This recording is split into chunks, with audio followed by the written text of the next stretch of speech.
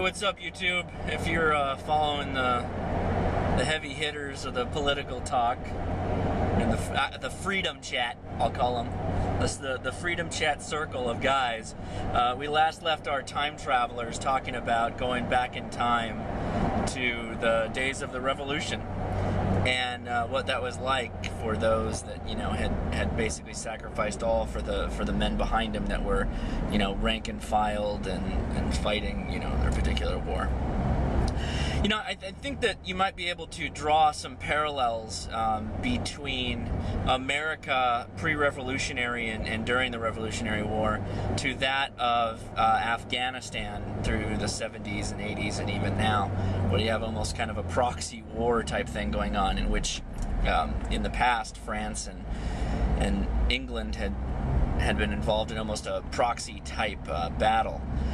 So let's talk about that man who took a bullet for the man behind him. Now, I do, of course, we know that there were a lot of line-by-line traditional rank-and-file skirmishes. There was also a lot of, American guerrilla warfare and changes to the way we do, warfare that have lasted, till this very day. Sharpshooters, for example, and sniping. I don't want to digress to the point of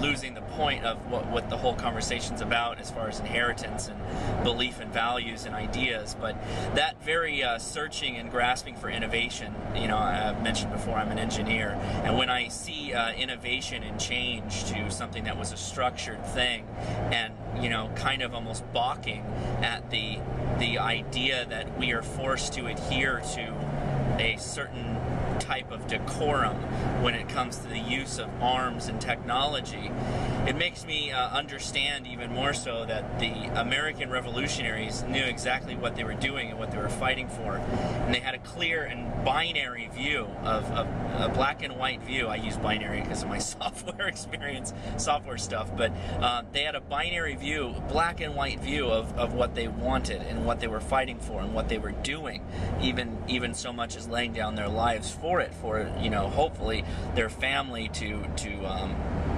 strive and carry on. And by strive, hopefully, through the foundation set forth that most of the people believed in, a good portion of the people believed in regards to the framers of the Articles of Confederacy. Is that right? Anyway, I'm driving, so you can't hold me completely responsible. That's something that, for that particular moment in history was massively important and different, and has, in those 200 plus years since we've gone from that time, we haven't seen anything like that again. At least I think, you can make parallel observations about the masses, us, the humans or the Americans, in regards to World War II and our resolve to fight and win. That harkens back to the time of a Revolutionary War, but it doesn't include or discuss our resolve to unify as a nation, something that as we become more diverse and changed in terms of both culture, religion, and social, that I'm not saying that we can't ever become unified again. It's just that the path to unification is no longer one that is something that you can apply for all people. Your path to unification now has to incentivize different society or different social groups, different races, different whatever you want to call it. So going back to that single revolutionary soldier who probably shared a lot of the same passions and beliefs as many of his brothers that he stood with, they had a clear understanding of what they were fighting for and a clear conviction to see it through. And I think where we have a little bit of problems with that these days is, one, our society is not socially governing itself to find a common ground between people.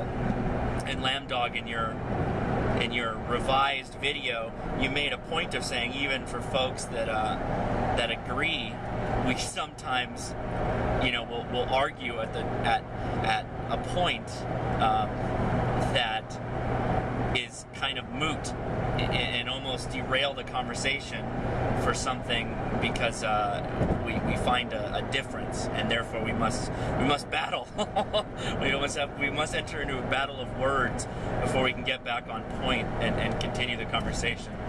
So I hope I'm not rambling here, but I find that in the times of revolution, particularly the American Revolution, it was a lot more black and white.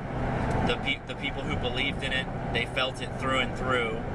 And if you try to compare that to anything of today, you just don't see it, and I don't think you will see it until we have very much like the British tried to do to us. When you've got police officers that we have to put up in our own homes, and you have direct through forced collection of debt or material goods or something like that.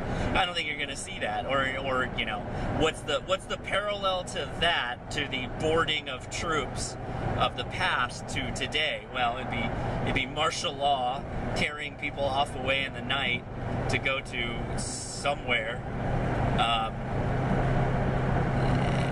and then what is the response? How far do you push that? Shall not be infringed. I think you nailed it. We're in a couple hundred years, 50 to 100 years or more of whack-a-mole. As an opposition appears, the hammer comes down, and the hammer is not going to be in the hand of the revolutionaries. All right, guys. Let's see how far this Lamb Dog and Shall Not Be Infringe's excellent adventure through time goes. This is good. This is a good video. Also, I kind of have an urge to tie in the idea of American exceptionalism to this conversation, because in a lot of ways, that American exceptionalism is what got us. I don't want to say it's what got us to this point, but in terms of the large points where we look at America and go, wow, that was a pretty intense time. American exceptionalism is what got people through a lot of that. It may not be coined as that particular term, and they weren't waving it as a flag, but it was definitely something that pushed people on. A spirit or a motivation or an incentive is very much something that you can look at and say that is an American incentive, that is an American thing or way. Not to say that people haven't done it before, but not in with such tenacity, I guess. All right, take it easy, guys. Maybe I'll do something else in front of a regular camera, not in a car, so I can focus my thoughts a little better. See ya.